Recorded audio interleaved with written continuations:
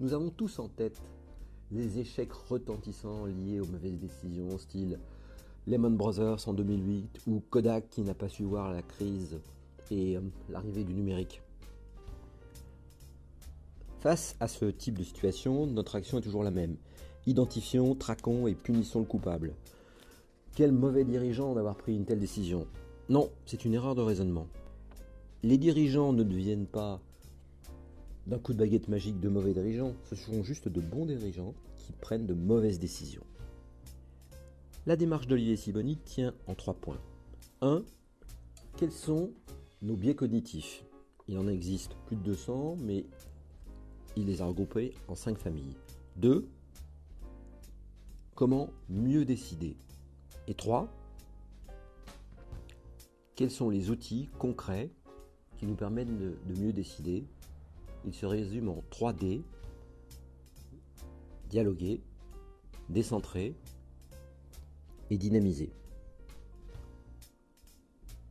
Partie 1. Les biais cognitifs.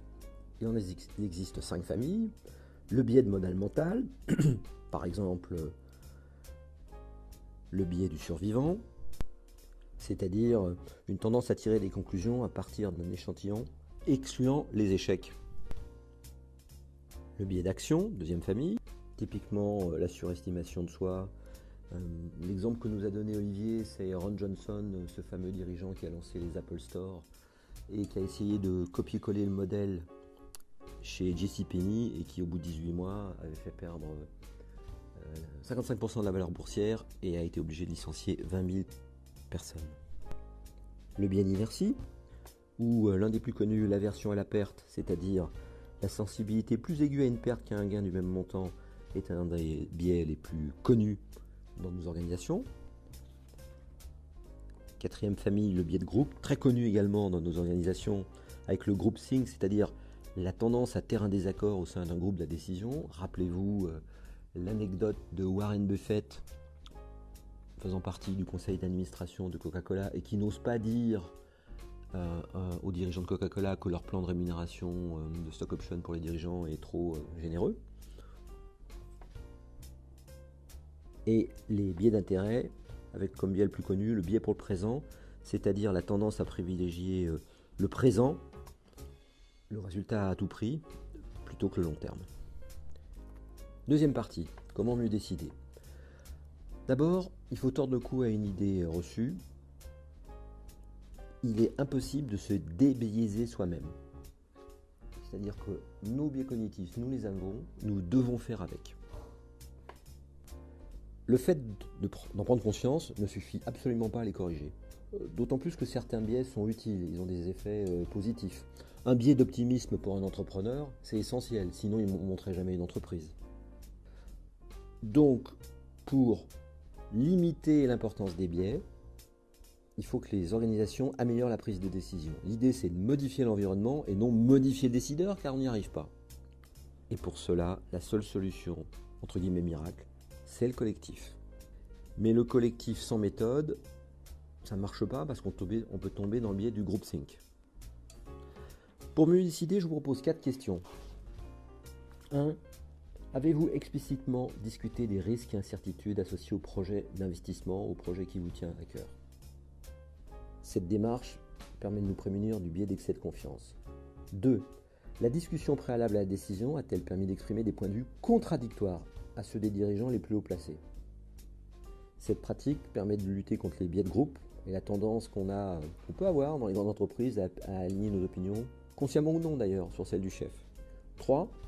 Êtes-vous allé délibérément chercher des informations qui contrediraient la thèse de votre projet? Et dernière question, disposez-vous de critères d'investissement prédéfinis avant de prendre une décision? Ici, par cette démarche analytique, on cherche à se protéger du biais de storytelling. Ces questions ont pour but d'analyser moins pour discuter mieux. Et surtout, elles aident à améliorer la qualité du débat. Troisième partie, les 3 D de la boîte à outils du décideur. Premier D, dialoguer. Trop d'organisations croient qu'une bonne réunion, c'est une réunion où il n'y a pas de débat. Or, le débat est essentiel pour combattre les biais. Pour bien dialoguer, il faut un ordre du jour précis, du style, dans le cas d'une réunion en amont, est-ce que c'est pour discussion ou pour décision, des règles, par exemple Amazon a banni le PowerPoint, des outils. Je vous incite vraiment à lire, parce que vous l'avez tous reçu, le livre d'Olivier Sibony. À la fin du bouquin, il y a plusieurs outils. Donc, le dialogue, 2 outils intéressants, le pré-mortem, nous sommes dans 5 ans et ce projet a échoué, pourquoi? Ou les Six Amigos, changer d'équipe de direction le temps d'une décision. Secondé, décentrage. Se décentrer, c'est voir les faits sous un autre angle pour limiter les biais. Vous pouvez le faire avec l'aide des experts, des consultants. C'est très bien les consultants, enfin, pas tous.